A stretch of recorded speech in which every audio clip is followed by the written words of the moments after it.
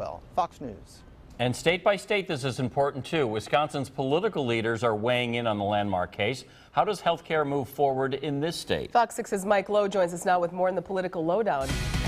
Well, good evening, Mary and Ted. Tonight, state Democrats are rejoicing in the victory, but they're also focusing on Governor Walker. He once again finds himself at the center of a controversy. When and how will he implement health care reform here in Wisconsin? First step was the legal challenge. Second step for us is the political remedy. Governor Scott Walker says the fight over health care reform is moving to its second phase, the 2012 election.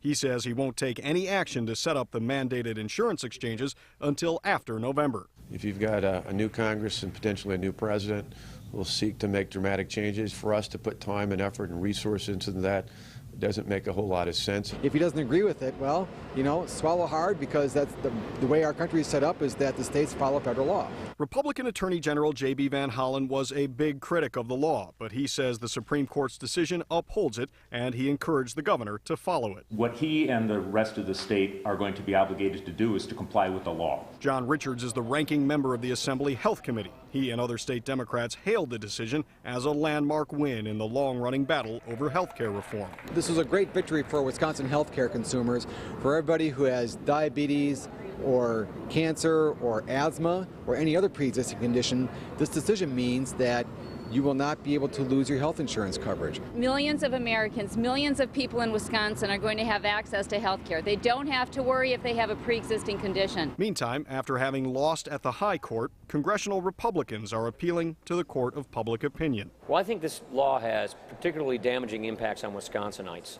Number one, it raises everybody's taxes. Number two, it restricts people's choices in how they get their health insurance. Number three, it encourages more and more employers to drop health insurance for their employees and dump them into the government exchange, where people have a one-size-fits-all government-run health care. Now, we spoke by phone also to Congressman Jim Sensenbrenner. He says House Republicans will vote next week to repeal the law. Now, that is largely a symbolic move because the Senate and, of course, the presidency are still controlled by the Democrats. Back to you.